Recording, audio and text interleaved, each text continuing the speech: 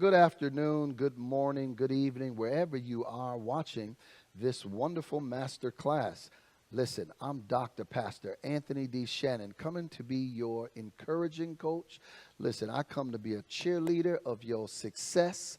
I come to be a catalyst to get you off the couch or whatever you need to do, because I want you to be a leader.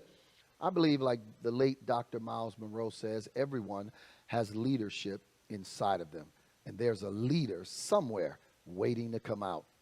I want to talk today because I have the opportunity to be a part of this summit, this great, wonderful summit, Leaders Live Generously Summit.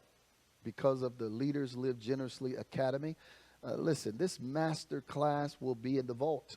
It'll be able to encourage you for many, many years to come. I want to talk to you today about the power of leadership and why it's needed.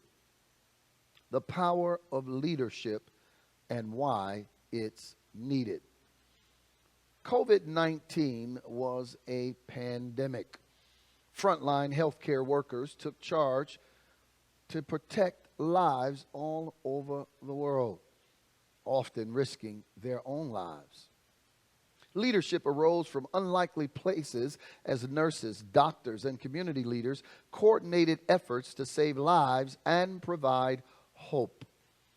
My acronym for HOPE is helping others pursue expectations. What is leadership? There's all kind of definitions for leadership. John Maxwell says leadership is only influence. While leadership is not about titles, but about influence, vision, and the ability to inspire others to move forward to their common goal. In Proverbs 29:18, I love to quote this. He says, "Where there is no vision, the people perish. But he that keepeth the law, happy is he." The Passion version of the same verse says, "Where there's no prophetic vision." So therefore, you need a prophetic gift in your life. You need someone who would prophesy to you, someone who's going to tell you you're going to be a great singer. Barbara Streisand, her mother, said you're going to be an awesome singer. And she began to pursue it. That's what we call the prophetic, okay? Prophetic vision. Now, if you're going to understand why leadership is needed, then here it is. My objective of this lesson today is for you to explore the power of leadership, why it is essential in today's world, and how we can rise as leaders. Do you not know that we have the understanding? Why do we have the understanding in our modern day? The understanding is this: there is power in leadership. My modern day example is the Dr. Martin Luther King Jr., the late Dr. Martin Luther King Jr. His role during the civil rights movement. That's right. Martin Luther King Jr.'s leadership was grounded in his unwavering faith and belief in nonviolence.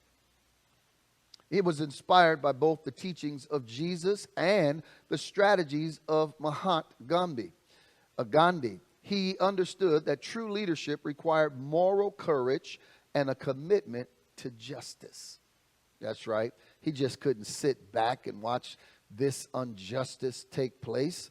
And he understood this. Not only did he understand this, even in the face of adversity, he wanted to do something about it, because through his speeches, like the iconic "I Have a Dream" address, Dr. King painted a vision of equality and unity that resonated deeply with people across racial and social lines. His leadership during the Montgomery bus boycott showcased his ability to organize and galvanize communities for a sustained cause, ultimately leading to the Supreme Court's ruling that segregation on public buses was unconstitutional. Additionally, his leadership in organizing the March on Washington brought national attention to civil rights issues, culminating in the Civil Rights Act of 1964 and the Voting Rights Act of 1965. You know, Dr. King's resilient faith-based leadership demonstrated that transformative change is possible. And when leaders are anchored in purpose, guided by vision, and willing to sacrifice for the greater good, then that's the power of leadership. Here's one of the key points I want to give you. Key point number one. Leadership has the power to influence minds and change perspectives. Number two, true leadership uplifts others and it builds unity. Matthew 20:26 says, whoever wants to become great among you must become the servant, must become the learner, must become the student, right? I want you to think about a leader that you could think about who has influenced your life and what quality or qualities made that person impactful to you. I can think of several myself of growing up, and different people have helped me. Man, they've made such an impact in my life that made me wanted to do something, made me wanted to be better, do better. And guess what? I want you to ask that question for yourself, because whatever they did to you, I want you to pass it forward and become that to somebody else. Section 2, why leadership is needed. Yeah, it's needed in today's time, as we can see. If Dr. Martin Luther King wouldn't have stepped up, what would have happened to the civil rights movement? Would we even had any of those things? Or maybe we still would have segregation on the buses. Well, let me give you this. And here's the deal. Kodak, Kodak, we used to have the little cameras, you take a picture and then you take them down and get them, developed, right? Well, Kodak, once a giant in the photography industry, they failed to adapt to the digital revolution despite having the technology in their possession in as early as 1972. The leadership hesitated to innovate. They feared it would cannibalize their film business. This lack of vision led to their downfall in the face of agile competitors. Similarly, Blockbuster, the same, dominated the video rental market, but they ignored the potential of online streaming and eventually on demand. So they rejected the opportunity to buy Netflix at the time for $50 million. Netflix was ready to sell. They were just sending out CDs, but they had the vision for the future. Their leadership's inability to foresee the shift in consumer behavior resulted in their demise. They're no longer here. Okay, these examples to me underline the importance of visionary leadership in navigating change and driving innovation. This is why leadership is important. But not only leadership, you got to have the right leadership. I like to say that I'm a leader leading from the future, right? I'm always on the cutting edge, always moving ahead, leading out so that I don't have to be behind. Because either you're leading out or eventually you're going to be leading from behind or not leading at all. And so you got to have not only leadership, but you need effective leadership. Jacinda Ardern, the former Prime Minister of New Zealand, and her empathetic yet decisive response during crisis in the Christchurch shooting and COVID-19. Her leadership is needed, and your leadership is needed. So, number one, why do you need leadership? Leadership brings order to chaos. You have chaos, you need a leader, right? Things are going haywire, you need somebody to take charge. Number two, leadership inspires faith and hope in challenging times, right? During the 1929, that was a mess. But guess what? Leadership rose to give hope to people. We'll give you food. People was lined up to get food, get cheese, get this, get a little money here or there, right? It inspired faith. It inspired hope. Number three, leadership fulfilled God's purpose on the earth. The reason we have leadership, that's a God idea. God is the one created leadership. He's the one created you to be a leader, whatever leader you are. If you become a father or a mother, you're automatically in leadership. And not only that, 1 Corinthians 14:40 said, let all things be done decently and in order. So in order to have, listen, can you just imagine this world without order? Can you imagine no street lights? No stop signs? Oh my goodness. You ever had a traffic light go out and they got the four-way stops and everybody for a moment they're courteous, and you next thing you know you got a few people that ain't letting you go by. You're like, wait a minute, I just got to go. That's what we would have. Nothing but chaos. I promise you that. So leadership is needed. And why leadership? Because of all those things I just mentioned. All right. Now I want to give you the traits of a great leader.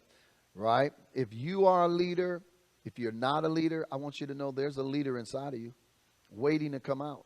Because in order to be a good leader, you must become a good follower. And if you're not a good follower, then you're really doing nothing. You're not making any noise. Okay? So here's the traits of a great leader. I want to use Nehemiah from the scriptures as my backdrop. Nehemiah's leadership in rebuilding the walls of Jerusalem. The first thing he had was vision. So traits of a good leader is vision. Even we saw that without a vision, people perish. Nehemiah saw what others could not see. He saw that the wall could be rebuilt. The second thing he needed, or you need as a leader, is courage. He faced opposition with boldness. Dr. Martin Luther King faced opposition. Helen Keller faced opposition.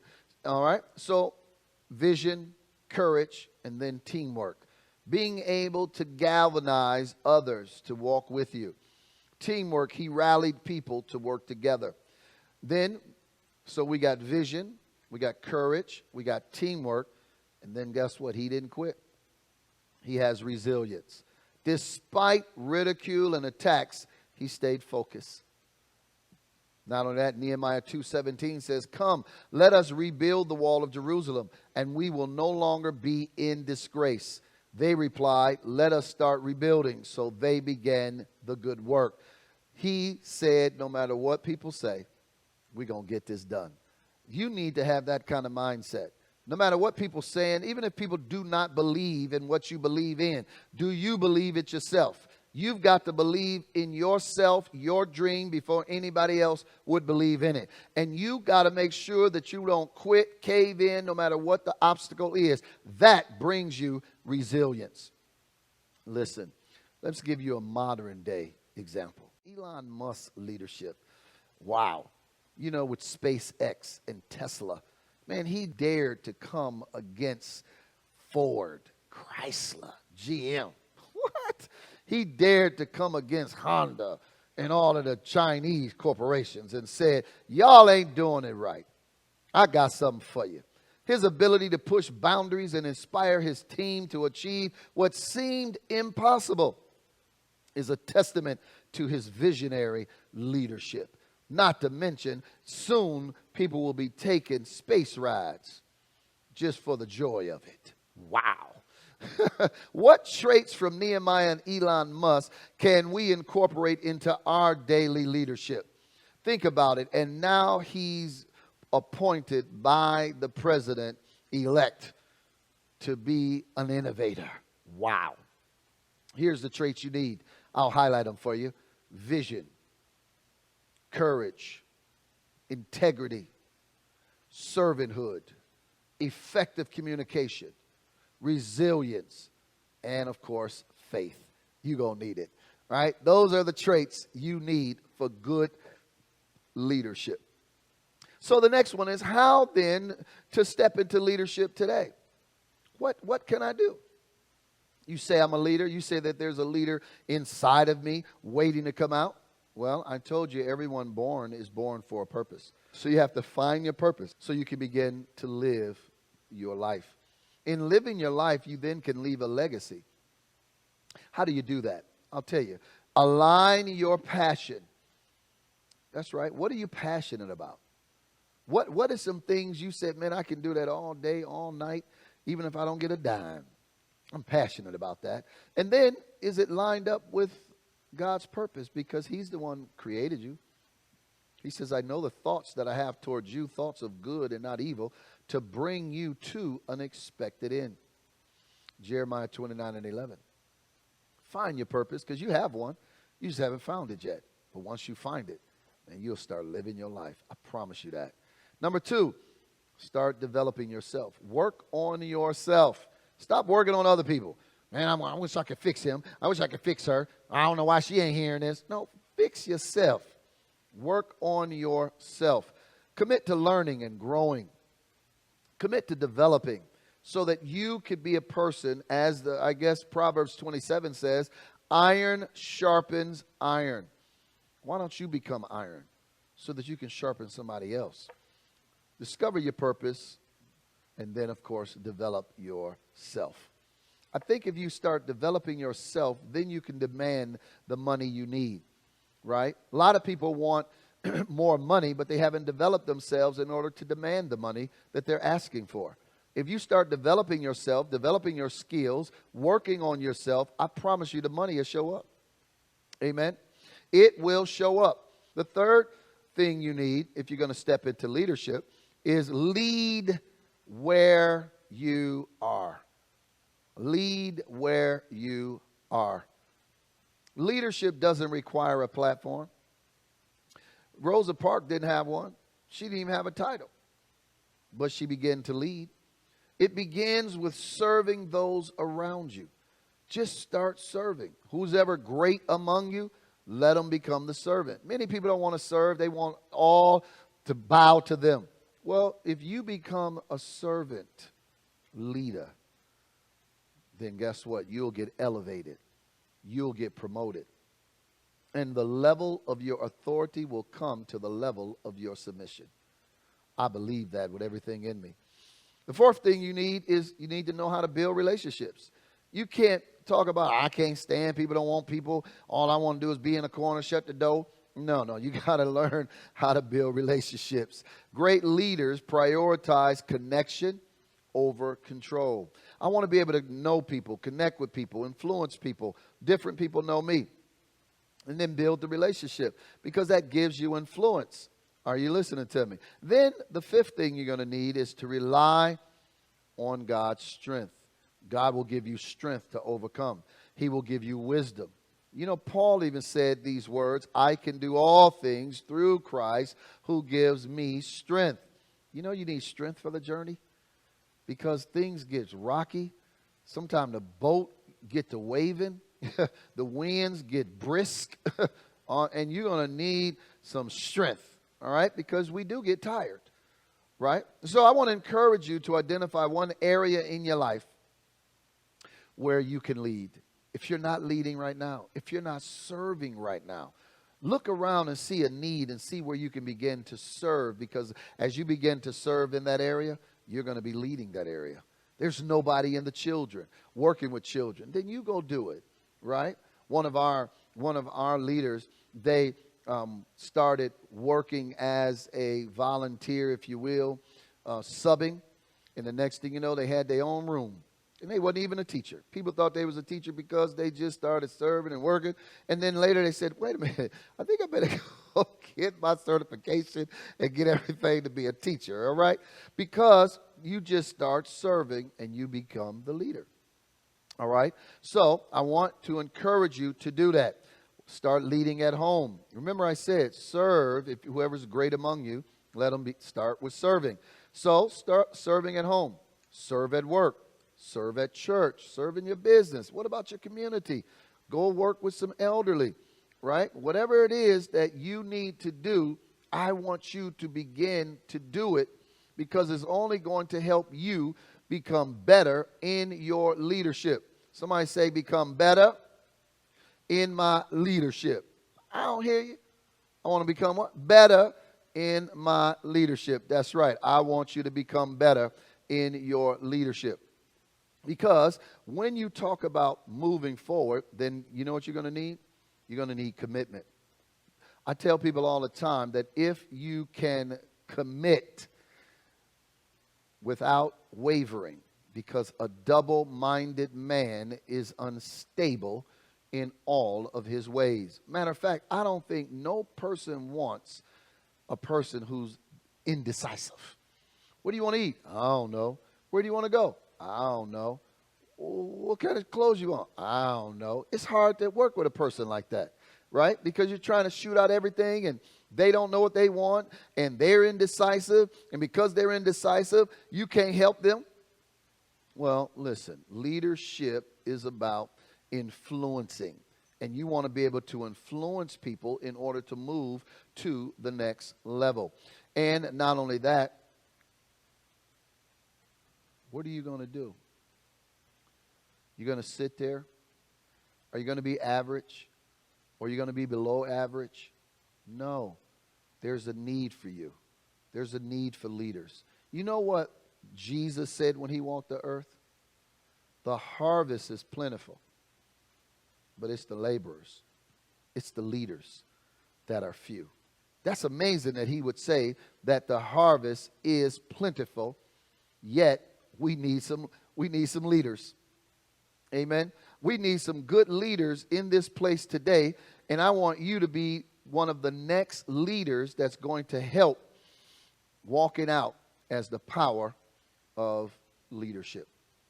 I want you to know this, that you can be a leader who's going to change, innovate, lead, and then do it with generosity. I want you to not only lead, but I want you to do it with generosity. I want you to be able to do the stuff that you're supposed to do to help other people overcome. Because when you are an influencer, you can help people and push people to a whole new level. I call it a life without crumbs, but a life full of the overflow. Do you know that I think it says, the thief comes to steal, kill, destroy, but I've come that you might have life to the full till it overflow. I believe that you can overcome, you can have expansion, and you can grow. I want you to start thinking about where you are and think about what you need to expand and think about where you need to grow. Not only in the natural, but also in the spiritual. I need you to find yourself stepping into areas that you once thought were beyond your reach. Your leadership can do that. Do not doubt your capacity. Do not. All right? I don't want you to doubt it. I want you to begin to move, to walk upward, and I want you to walk onward. You know what someone said? Start where you are, use what you got, and do what you can. Arthur Ashe said that. Because if you got that, then you can move into leadership. You can move into what I call love and compassion. Because if you're going to be a leader, you're going to need to walk in love. You're going to need to love people. I mean, all kinds of people. And you're going to need to have compassion. Compassion is an action word. Okay? You can't have compassion and sitting down in a corner. No, compassion moves you to action. It's the love for the people that will cause you to have compassion for people. The Good Samaritan, he had love for his employee. And he went to get some help for him. Who do you have compassion for? See, I want you to understand that in today's time and in today's leadership, the leadership is going to help you, push you, and catapult you into what I call thrive, flourish, and increase. Your leadership can only develop as you develop. The people under you, I think John Maxwell calls it the law of the lid. He says that if you go to a 7, then people under you can only go to a 6 or a 5 at the most. You got to keep growing and going. You've got to get to 20, 30, 40 so people under you can grow and expand.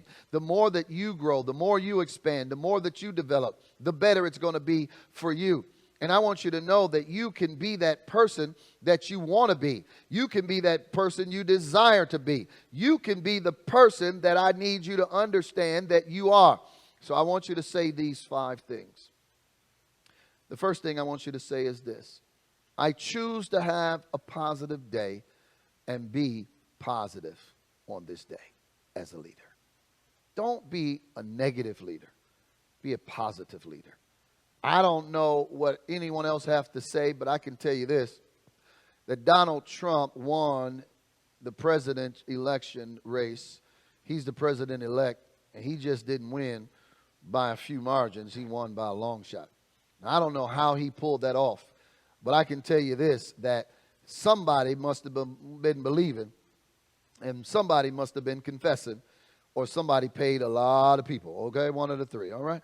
But I want you to say that you're going to be that leader, that you choose to have a positive day and be positive all day in your leadership, all right? Then I want you to say this, number 2, I choose to be grateful for what I have and everyone in my life. I want you to begin to be thankful for whomever's in your life. You got a husband, start thanking him. Your wife, start thanking her. You got friends, start thanking them, right? Because you could have nobody. You know how many people are lonely and alone? They have nobody in their life. Well, I don't want that to be you. So, number 3, I want you to say, I am capable of accomplishing great things, and I am the one to get it done. That's right. You're the leader that's been called to get it done. They don't have to call Steve. They don't have to call the Orchid Man. They calling you. All right? And you're the one that's going to get it done. Don't doubt yourself. Don't you dare say, I don't know. I don't know why they calling me. I know why they calling you. You're the one. You're the leader that's going to get it done. All right? Start looking at yourself different. Start saying these things about yourself so that you will go and accomplish it. So number 1, I want you to say, I choose to have a positive day and be positive in my leadership. Number 2, you're going to say, I choose to be grateful for what I have and everyone in my life. Number 3, I am capable of accomplishing great things, and I am the one to get it done. Number 4, you're going to say this, I give myself permission to dream bigger and to become healthy and wise in my leadership. Did you hear that? Wow. You got to give yourself permission as a leader. Yes, you do. Because people will talk, people will say things. I heard Joel Osteen say, I never preached a message. My father was trying to get me to step up into the leadership, but I never did. I was behind the cameras, he said, for 10, 15, 17 years, whatever it was. And one day his father passed away. And what's amazing is the week his father asked him to preach for the next Sunday is when he passed away. He steps up for the first time. You know what he said? Everybody was saying, you don't sound like your father. I wonder if you're going to tune up. I wonder if you're going to preach from this way or that way. And he said that out of all the noise, he had to give himself permission to be himself and trust that the leader that God was calling him to be was the leader he needed to be. Do you know that they've done way more and expanded farther than what the father wanted? It was his father's dream, but it all came to pass when he gave himself permission. Now I'm telling you to say these words. I give myself permission to be the leader I'm supposed to be, to dream bigger, to become healthy and wise in my leadership. Then I want you to say this. I embrace challenges as opportunities for growth. Whoo, did you hear that? That's some good leadership. These are affirmations, confirmations you're going to say to yourself in your leadership. That's right. I embrace challenges as opportunities for growth. Listen, success is not avoiding challenges. It's about solving the challenges like a puzzle. Because every challenge, I believe, is a puzzle. And you put the puzzles together, that's leadership. Because leaders solve problems. And the more problems you solve, the greater leader you're going to be. Right? The more people call on you. I'll never forget the Lakers when they wanted to win, guess who they called on? Phil Jackson. He had already won some championships with Chicago. So what did they do? They called on Phil Jackson, and he brought them some championships. Because once you know how to win, once you know how to overcome, once you know how to take a step back and get ready for a comeback, it don't matter what nobody say. It doesn't matter what nobody do. You're ready to now win. You're ready to step up, step in your leadership, and cause yourself to have permission to win. The last thing I want you to say to yourself is, I take action toward my goals every day. I'm not waiting around for somebody to push me, help me. I encourage myself. I believe in myself. I believe that I can do all things through Christ that lives on the inside of me. Greater is he that's in me than he that's in the world. If the God of the universe can believe in me, I better believe in me. I better push me. I better, come on now, pat my own self on the back, not out of arrogance, but to keep my confidence. I've got to keep pushing. I've got to keep believing. I've got to keep overcoming when everybody else doubts me, when everything else comes against me, when the winds are rising and the wind, I'm hearing it strong and the voices are strong. You'll never do that. Somebody said that it couldn't be done, but he with a chuckle replied, I wouldn't say so until I tried. So he buckled right in with the face of a grin. If he was fearful, he hid it. Next thing you know, he began to do the thing that he feared, and he began to tackle the thing that couldn't be done. And next thing you know, he did it. I want you to understand, to change where you are, you must become better. You must become that leader you're desiring. You must become that person you want to attract. See, what you have right now in your life is what you've attracted. That's right. You attracted it right now. So if you want to attract something else, then you got to become a better person. You've got to become a different person. If you don't have much, then you haven't become much. I want you to take this opportunity to become a better leader.